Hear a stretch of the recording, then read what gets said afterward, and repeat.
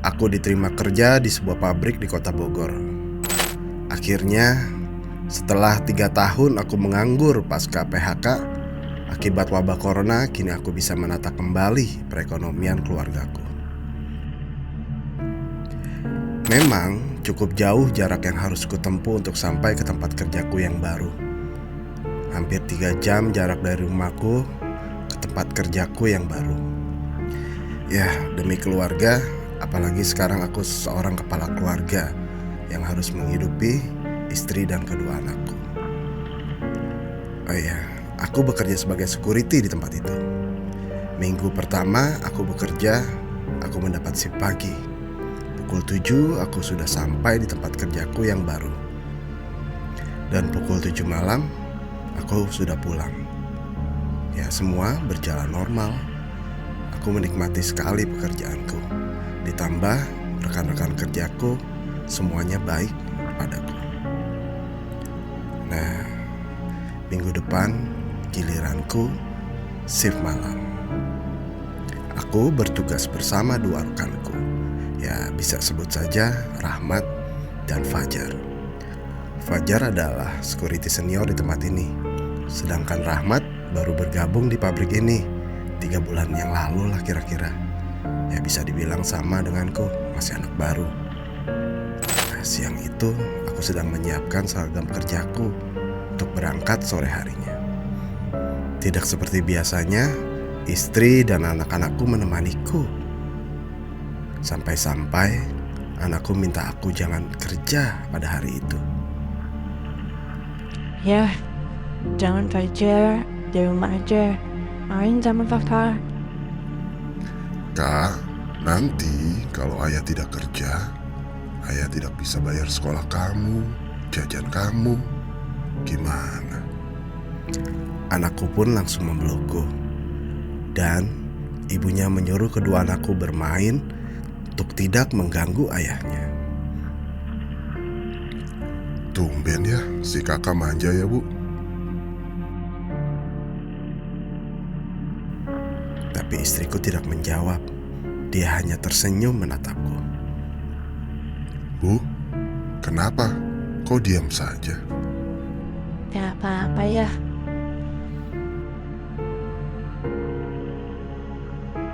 Tepat pukul 5, aku pun berpamitan dengan istri dan anak-anakku.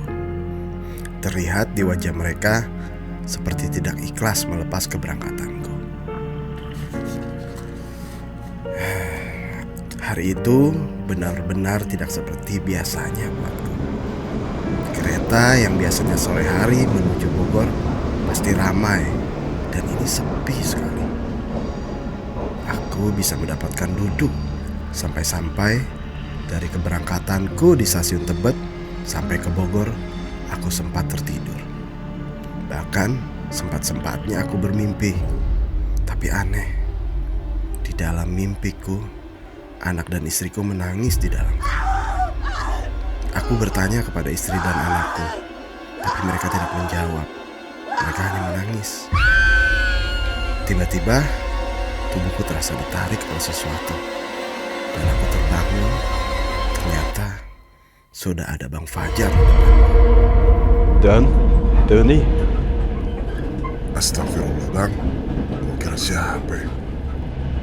sudah sampai Bogor nih, pulas banget tidurnya.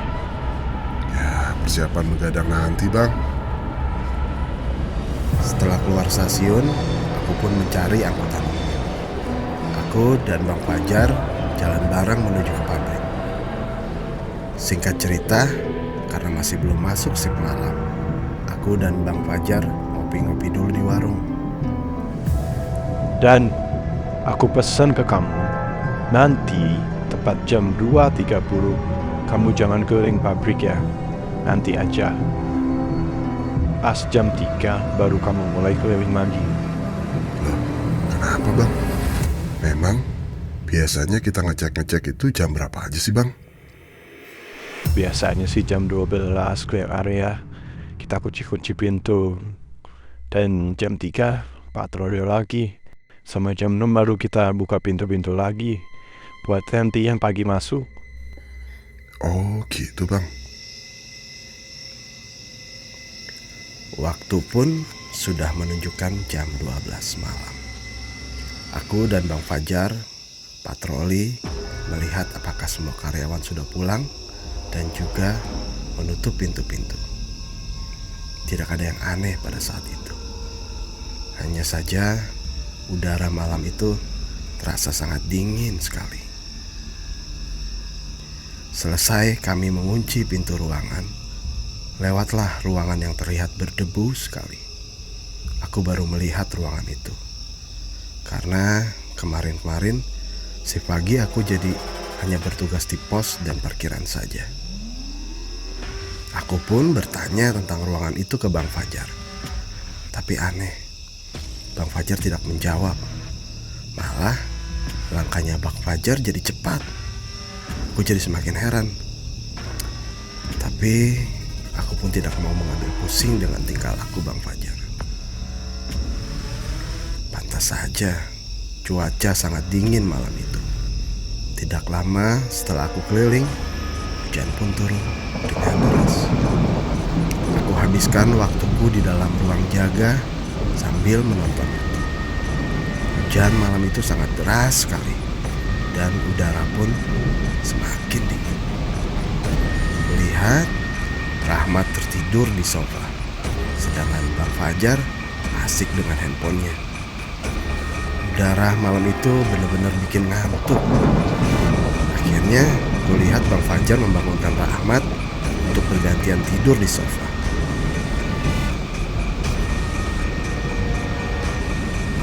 Tidak terasa, waktu sudah menunjukkan pukul 2.30 dan hujan mulai reda.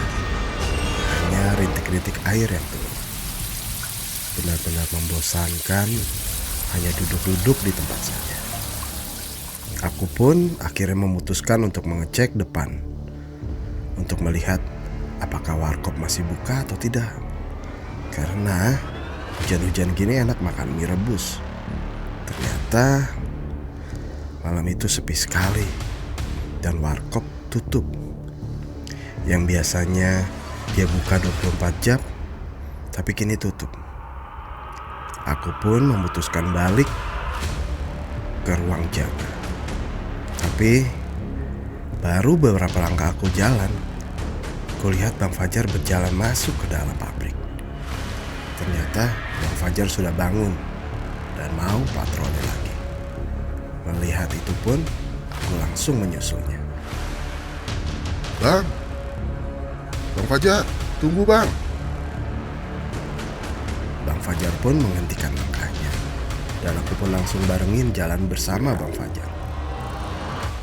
Udah bangun bang. Tadi saya ke depan sebentar mau beli mie rebus, nggak taunya tutup. Tapi ada yang aneh dengan Bang Fajar. Dia tidak menjawabku. Dia hanya terdiam saja. Bang, ini ruangan apa sih? Kok kotor banget? Kayak nggak pernah dipakai. Bang Fajar pun terhenti dan membuka ruangan itu. Aku heran. Tadi ketika aku tanya tentang ruangan ini, Bang Fajar malah berjalan cepat, seperti menjauh dari ruangan ini. Tapi kok sekarang Masuk ke. aku pun terdiam memperhatikan Bang Fajar. Kok mukanya pucat ya? Apa Bang Fajar sakit atau masih ngantuk ya?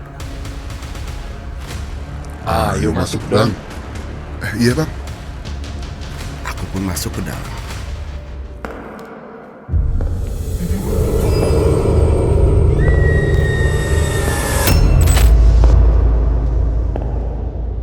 Dan benar saja, ruangan itu lembab, seperti sudah lama tidak dimasuki orang-orang. Karena gelap, aku tidak melihat lagi Bang Fajar.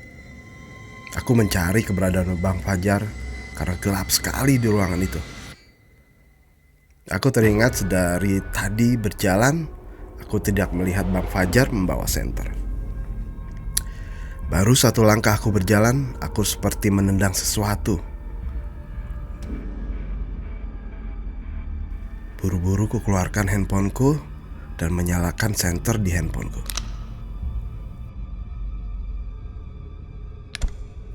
Betapa terkejutnya aku, ternyata yang kutendang sebuah wadah sesaji yang terdapat tulang ayam dan bunga-bunga yang mengering.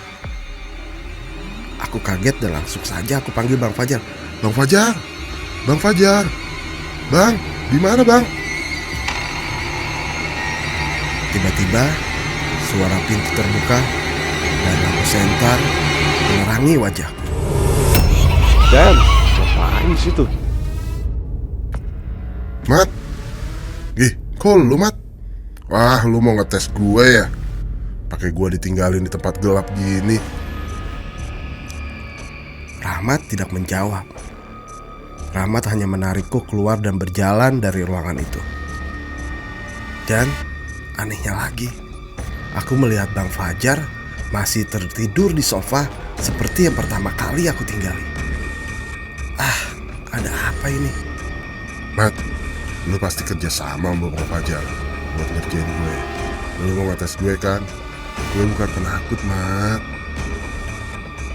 Rahmat pun hanya melihatku dan tidak bisa berkata apa-apa. Ya, pikiranku tetap sama. Kalau Rahmat dan Bang Fajar mau mengetes keberanianku. Selesai shift malam pertama, aku pun pulang dan beristirahat di rumah.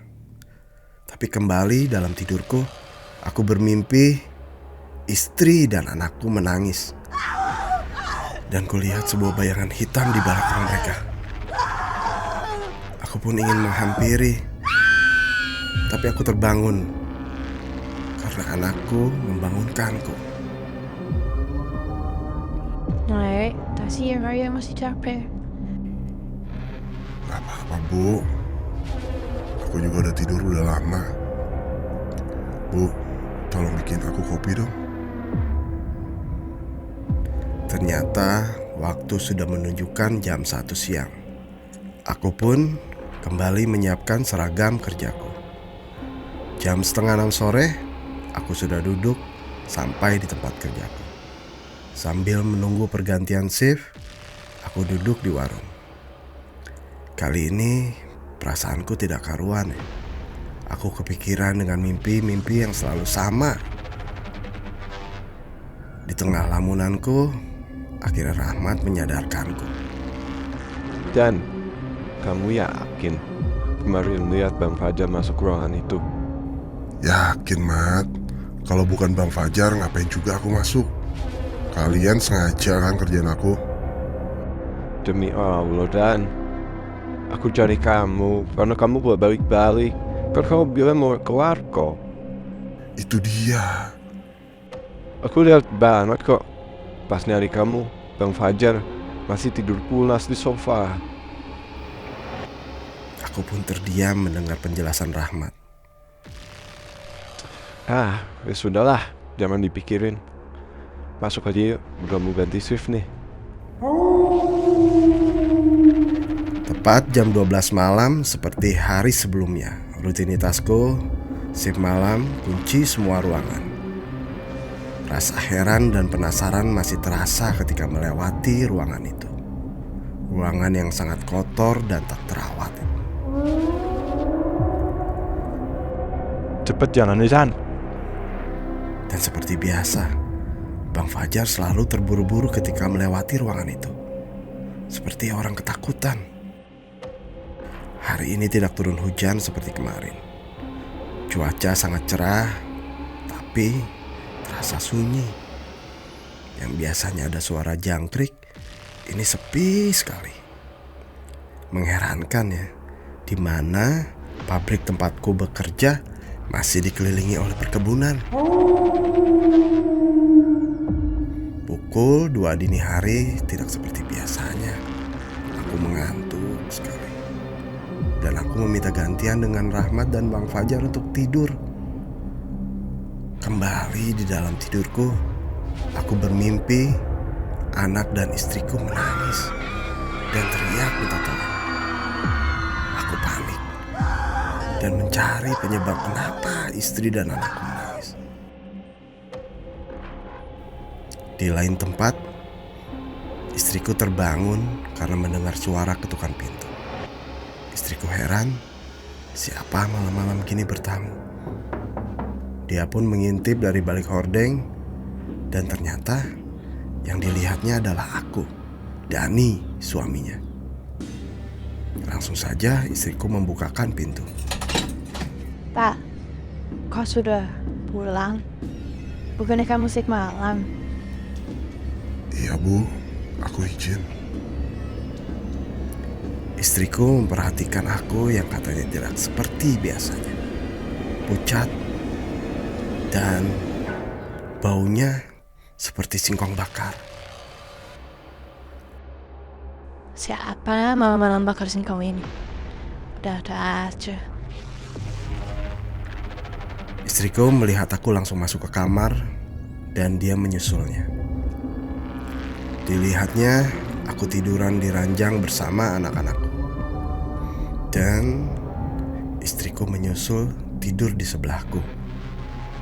Tapi seperti biasa, sebelum dia tertidur dia membaca doa. Setelah selesai istriku membaca doa, dia mendengar suara geraman di sebelahnya. Dan dia dapati di sebelahnya itu bukan aku, tapi sosok hitam besar dengan gigi tajam dan mata yang merah. Sosok itu ingin mencekiknya. Setelah itu, istriku pun tidak sadarkan diri.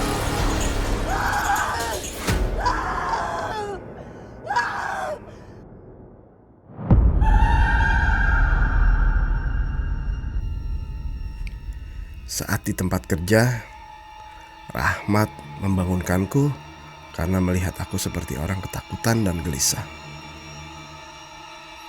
Dan, bangun. Dan, bangun. Aku pun terbangun dan ada rasa yang sangat lelah sekali. Rahmat pun memberikan aku minum. Jangan lupa baca doa Dan. Ya, Bismillahirrahmanirrahim. Aku pun bangun dan berjalan menuju tempat duduk di ruang jaga. Dengan perasaan makin tidak karuan. Ada apa dengan mimpi ini? Kenapa selalu datang dan selalu sama? Aku jadi khawatir dengan istri dan anak-anakku. Ada apa dengan mereka? Semua pertanyaan bercampur di kepalaku. Kenapa sejak aku shift malam mimpi ini datang? Dan kenapa setelah melewati ruangan yang misterius itu keadaanku jadi seperti ini? Dan waktu telah menunjukkan pukul 2.30. Aku duduk di depan ruangan jaga memikirkan semua itu. Tapi aku tersentak ketika melihat sekelebatan bola api melintas di depanku menuju pabrik tempat aku patroli. Aku penasaran, benda apa yang aku lihat itu? Aku mencari di mana benda itu jatuh. Aku masuk ke dalam mencari-cari, tapi tidak kutemukan. Dan tanpa aku sadari, aku sudah berada tepat di depan ruangan yang misterius itu. Kali ini anehnya, aku mencium bau bangkai yang sangat menyengat. Bau apa ini? Aku menjadi sangat penasaran dan memutuskan untuk masuk ke dalam.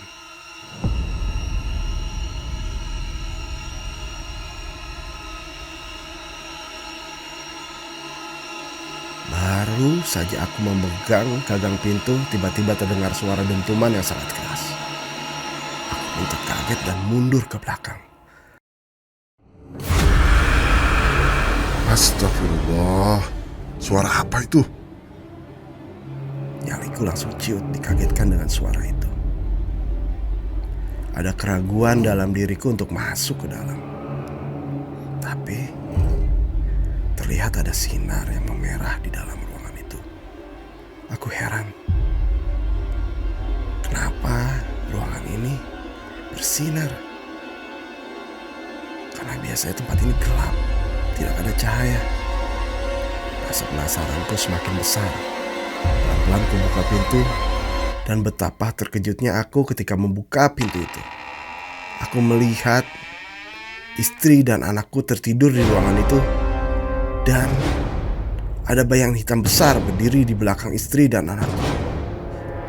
Aku pun memberanikan diri menghampiri mereka. Aku membangunkannya, tapi mereka tidak mau bangun.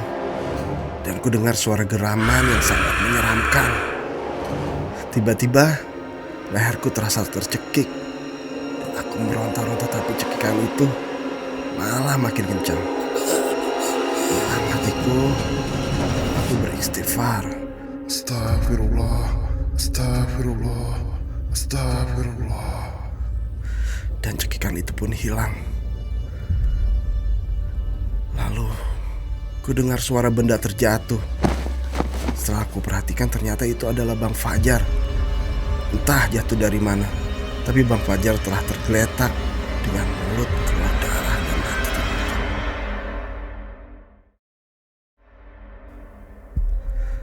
Aku pun segera membangunkan istri dan anak-anakku kembali. Alhamdulillah, mereka terbangun dengan keheranan. Kenapa mereka bisa ada di sini, di tempat yang mereka tidak pernah tahu?